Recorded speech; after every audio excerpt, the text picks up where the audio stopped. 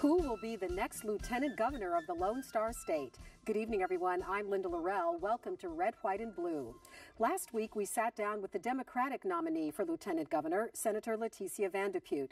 This week, we are pleased to sit down with Republican candidate, Senator Dan Patrick. Elected to a 4-year term, the Texas lieutenant governor is a member of the executive branch and is also the presiding officer of the Senate. Earlier in the year, Senator Patrick and Lieutenant Governor David Dewhurst faced off in a runoff for the Republican ticket. After winning the Republican vote, Senator Patrick will now challenge Senator Leticia Vanderputte on November 4th. Senator Patrick is serving his second term as a Republican member of the Texas Senate, representing District 7. Tonight, we are happy to have him here with us in the studio. Please welcome Republican candidate for Texas Lieutenant Governor, Senator Dan Patrick. Candidate on the issues this evening, as always, our hosts David Jones and Gary Polland. Well, thank you, Linda. And and just so our viewers understand, District 7, of course, is in Harris County. Yes, it's in Harris County. So he's like the native son, David. Yeah. I like that. And people are counting those grilling questions. So that counts as a grilling question. Yes.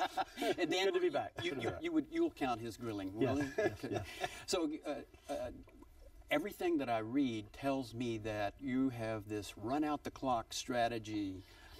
You're a winner. You came out of the lieutenant governor's race with David Dewhurst looking like a winner. Obviously, it's a red state. Obama's got his problems here. The negatives are, your friendly newspaper says, that you won't visit editorial boards. You won't release your schedule. You've minimized your debates. They say it's an insult to the voters and to democracy that you are playing it so safe. First of all, it's all untrue, and they're just upset because I didn't sit down and visit with them. The truth is, and my opponent is a friend. We've sat next to each other on the floor. I like her. Nothing negative from here. We just disagree on all the issues. But I do believe I've had a much busier schedule. I was sharing with you, David, before the show. I'm somewhere near 1,500 meetings, events, interviews.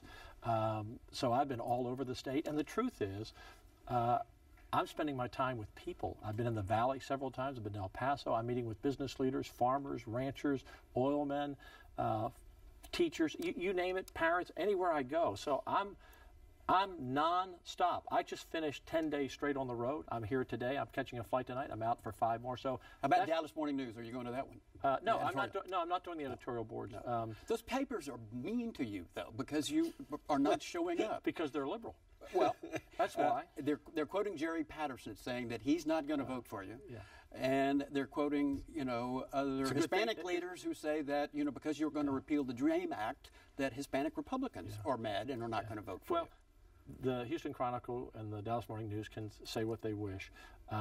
What they've said has been untrue in terms of running the campaign, and we're surely not playing out the clock. I'm working harder than anybody, and having, I've had, Lord's blessed me with good health. We haven't stopped. This is 466 days on the trail. The debate, for example, no one wrote a story that Wendy Davis and Greg Abbott are having 2. So why is it a story that we're having 1? In the presidential debates, usually when you get down to the nominees, the presidents have 2, the vice presidents have 1. Not that the lieutenant governor is like a vice president, but 1 was fine. And by the way, I've already had 5 televised debates. And I've had about 35 forums and debates that weren't televised. So it's just nonsense. This is not a debate, it's a conversation, right? Yeah, that's right, so it doesn't count. Right. Let's get into issues. Yes. You drove here. Yes. So, and you've driven all over the state. Yes. You have a firsthand experience with the transportation system and the needs. So what are we going to do about all of our congestion and problems? Well, a couple of things. First of all, I think finally the legislature is poised to begin to pay for our roads on a pay-as-you-go basis. A number of us have wanted to do that. We're very concerned about the debt that has piled up, particularly in the last decade on roads. We're almost at the maximum allowed. And so I think the legislators are ready to take several steps. And let me kind of go through them with your viewers. Number one, it is time to end the gas tax diversion. The gas tax generates about $3.2 billion a year. Right now, we siphon off, no pun intended, about $1.4 billion of that for education, for Department of Public Safety, and for other programs. When we restore that, and have it all go to roads, that's $1.4 billion more a year. Secondly, and I encourage you to vote for this ballot initiative, it will be on your ballot, constitutional amendment, to use part of our oil and gas severance tax money that would go into the rainy day fund and use part of it for roads, and that's estimated to be $1.7 billion a year. So that's 1.4, 1.7 is 3.1. And then what I want to do, and General Abbott also has this in his platform, is to take part of the existing, not a new tax, but there's an existing tax on cars and trucks when you buy them, and that generates about $3 billion a year. We want to take part of that and put it towards roads instead of going into the general budget. That gets you $5 billion a year in new money without raising any taxes. I understand you're for raising the sales tax. And so that's one of the ways we address the transportation. But we're a growing state. We want to be a great growing state. And we definitely need to address this issue because it's serious. And some of these issues, like the gas tax diversion or the existing sales tax on cars and trucks, we may not do all of that in 1 year, but over 1 or 2. Now, is part of this plan, when you end the diversions, you're going to have to fund DPS. You're going to have to fund education. So where's that money coming from? Well, let's look at the whole budget, and I always remind folks about the budget. Our budget is about $100 billion. We pass a 2-year budget each time we meet every other year, and our total budget's $200 billion. But $100 billion of that is state, and $100 billion is federal dollars. A lot of Medicaid dollars, particularly coming back. Of the $100 billion in our budget, $53 billion, 53 goes to education. About a third of it's now going to health care and about 10% to public safety. So 93% of our total budget is education, health care, and public safety in round numbers. But here's the deal, David. You know, Dan, we're not bringing in any revenue as far as the state product goes, because you just said $100 billion over 2 years. That's $50 billion a year when our gross state product is $1 trillion. That's 4% or David, so. We don't have any revenue coming in that matches the state's capacity. Our sales tax is, we may have had, I don't think we've had a month it's been down in nearly 2 years or over. It continues to grow with our economy. But here's something that folks need to have perspective on. When I was first elected in 2006, my first session was 2007, and our budget was $164 billion. That's a 2-year budget. Last year, the budget was $200 billion. So in 4 sessions, in 8 years, even with the downturn that we had that hit Texas like everywhere else, our budget's grown by $36 billion. So, David, I would respectfully say that's not a correct analysis of the numbers because our budget is growing along with our economy, which is now a $1 trillion economy, which we should be proud of. We've created 1.2 billion jobs, the private sector, not government, in 5 years, which is 900,000 jobs more than the runner-up in 5 years. And the reason that folks should want to elect me and Greg Abbott and conservatives this year is we've set this framework. Again, private sector creates jobs, but government sets a low tax rate, reasonable regulations, and protection against frivolous lawsuits against businesses and doctors. And since the tort reform passed in 2003, and my opponent, by the way, was only one of 4 Democrats who voted against tort reform, the most important bill the legislature passed, I wasn't there, but I supported it on my radio show at that time, we have 30,000 more doctors in Texas today because of tort reform. And businesses are coming here creating jobs. That's why we created those jobs. And there's a difference. Again, my opponent, a nice lady, she's just out of step with the vast majority of Texans on the issues. And she voted for the Texas Enterprise Fund, which you voted against, as I understand. I'm not in favor of it. We've looked at it for a number of years, and I believe the best incentive to bring businesses. You can always look at an exception. If there's an extraordinary opportunity, the legislature and the governor can come together to look at an extraordinary opportunity. If you can bring, a great business or jobs to Texas, that's what we want to do, is so people have a job, and we've been the great creator in that. But I'm not in favor of that. I think the best attraction to bring businesses and jobs to Texas, first of all, I'd like to get rid of the business tax.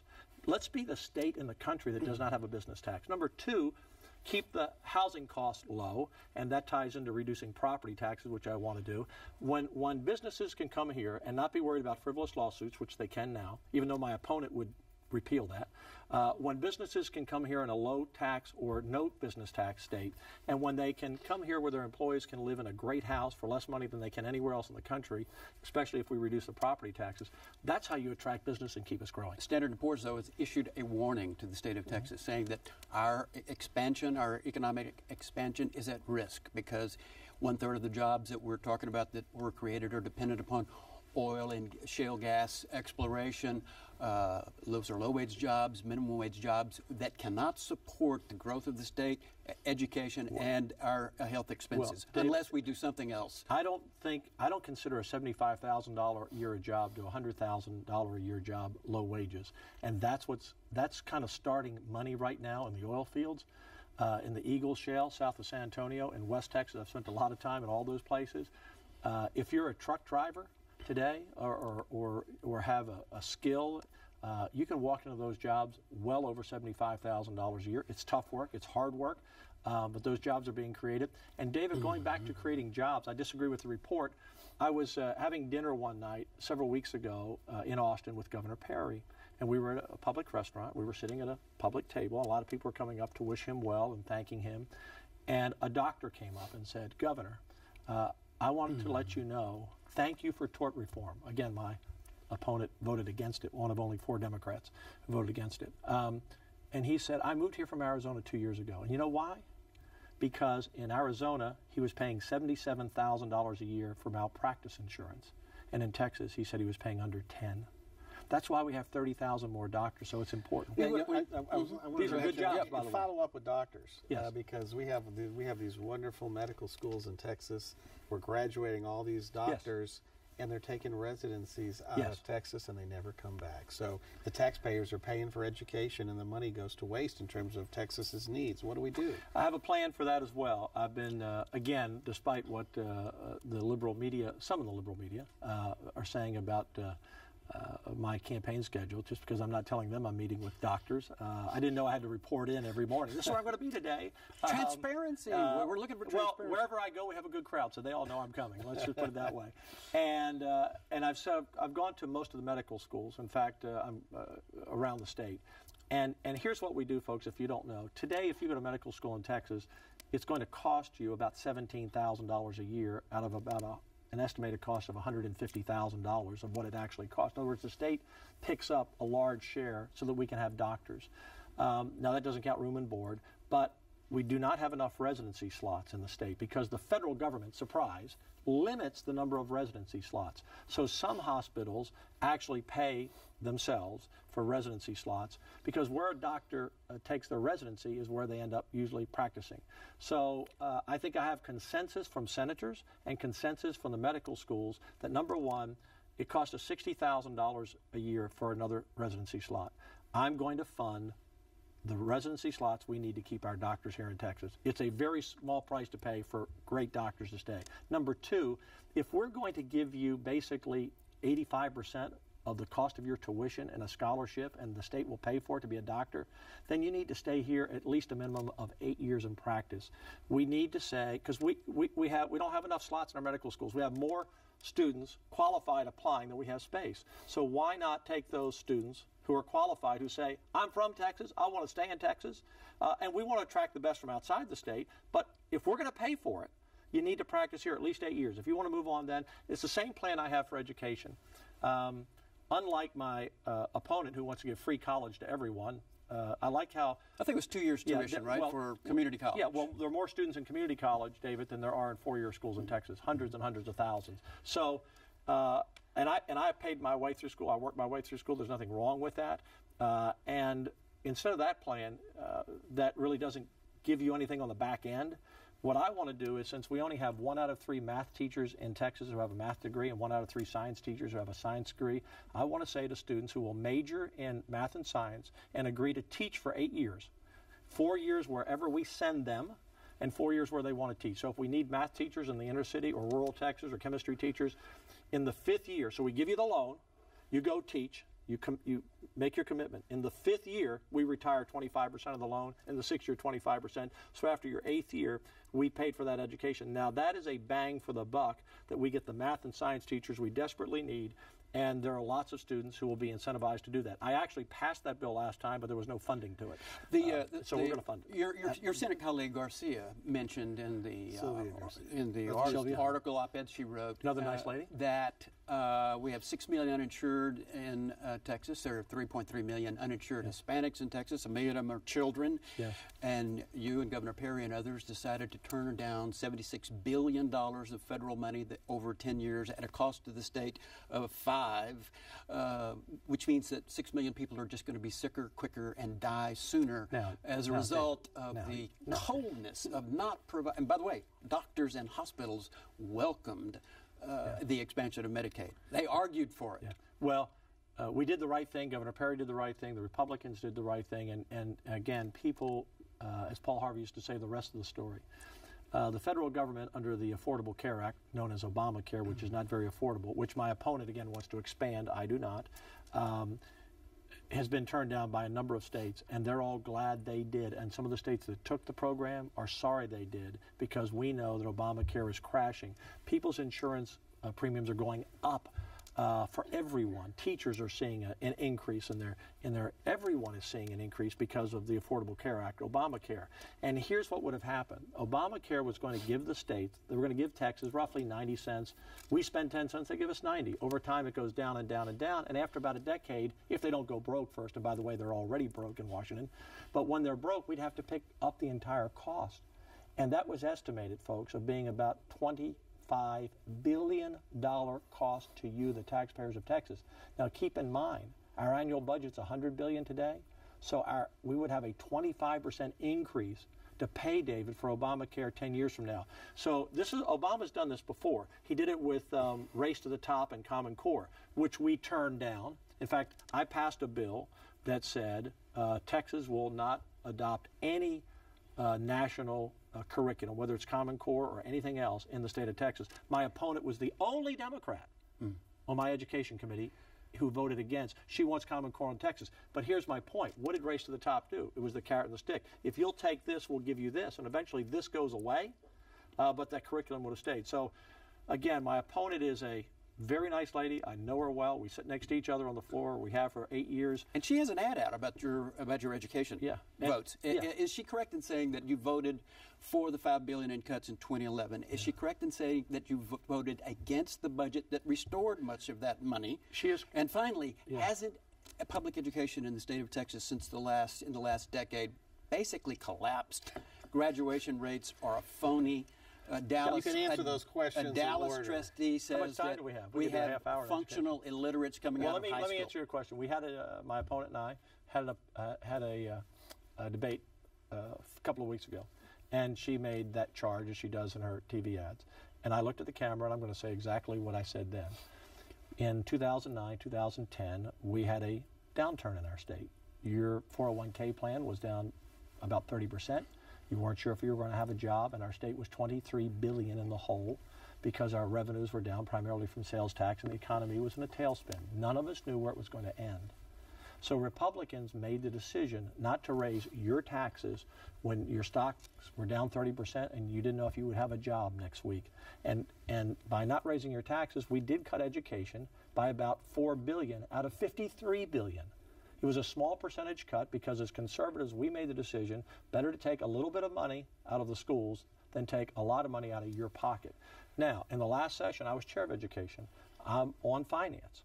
And Tommy Williams, who was chair of finance, has said that she is trying to make a political point. And the truth is, according to the chair of finance, I did lead the charge to restore most of that money. I did vote for it. I voted for it on the Senate floor. You can look it up, David. But when the final budget came back from the House, the $200 billion budget, there were things in there that I didn't agree with, that I was uncomfortable with, that I didn't like.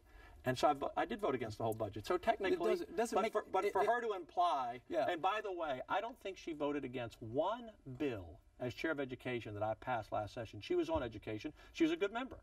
And we worked together on a number of issues. So she knows better. It's still the case. It's still the case, Dan, that you're funding an unconstitutional system of financing public education, according to the judge who heard the case. That's the liberal Democrat. The liberal judge Democrat in judge. Austin. The SAT scores in math are the lowest have been in 22 years. So something is not working in public education in Texas. And so that's why I disagree with the judge, and conservatives, David, disagree with my opponent, and liberal Democrats, that throwing money at it is the answer. Let me tell you something. We spend $10,731, I believe. Someone will correct me by a dollar and say, what is a Kincaid student getting wait a minute, it's beside the point. Let me go back to this. We spend $10,731 a student. New York spends twice as much, $22,000, and their results are not better than ours, marginally in some areas. California spends more, and we do twice as well. So money is not the deal, David. It's parents who care, quality teachers. My wife was a long-time school teacher, a quality school teacher, and most of our teachers do a terrific job. What's the measurement of success? The measurement of success is students finishing school, graduating, prepared for college or career. True. And that's what I did last session. And that's what Judge Dietz said. We're not doing in Texas. But the judge doesn't he's never sat in a committee hearing. He's never studied the legislation. I mean, he's looked at it as the case proceeded through his court. It's not about the money, David. It's about what are they going to do with the money. And they have to make changes. We continue to give billions of dollars in our inner city schools like Houston, and I think Terry Greer's doing a fine job as superintendent. He's got a big job, same way as Mike Miles in Dallas, two of the biggest school systems in the country. But we have perennial failing schools, and it's not about giving them more money. It's about charters. It's about choice. Look, you just mentioned Kincaid a moment ago. I'm glad you brought it up. We already have school choice, friends, in Texas. If you're rich enough, you send your kids to private school. If you're mobile enough, you move to Katy or Tomball or Cy-Fair, Klein, these great school districts, Pearland, around the community. We don't have white flight from our inner city. We have school flight. People go where there are better schools. But if you live in the inner city and you depend on a bus for work, and you can't move to the suburbs, and you can't afford to send your kids to private school, then why shouldn't you have the same rights of any other parent? And that's why I want school choice, which my opponent fights, which the Democrats fight, but their constituents support. About 70% of the parents in inner city schools, which are now 90% plus minority, support school choice. School choice gives them choice, and it brings accountability and competition. That's what we need. Let's move to the border. That was a hot topic during the spring, and still is. Still a hot topic and important. You were criticized during that time for things you said. Reflecting on what has happened since, what do we need to do? Well, I think we've been proven right. I said something that I was criticized for, and then the Austin American Statesman, no friend of conservatives, came out and said Dan was absolutely right. We checked it out, and he was right. And here's the facts, folks. We apprehend, and there are two numbers here. There's the number we apprehend and the number who we don't apprehend. But just in the people we apprehend more people every week crossing our border than are born in Texas every week. I want that to sink in. And we think law enforcement estimates we get 1 out of every 5. So that would mean for every child born in Texas, 4 or 5 times as many are crossing the border. And we need them. We need them to be working. We need them to be paying into the Social Security system to support you and I whenever we get to be of age. And David, we need workers. Yeah, and we need legal immigration that I blame, by the way, both Republicans and Democrats in Washington for not passing. I don't give my party a pass.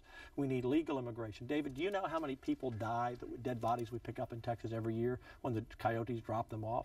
Do you think it's a good de facto policy for people to die in the back of an 18-wheeler, drowned in the river? Do you think women who are constantly raped and young girls at the hands of the cartel? Right now, David, we have a de facto policy because of Obama who does nothing that not only has except deport more people than anybody's ever deported. No, that's bunk, and that's just not true.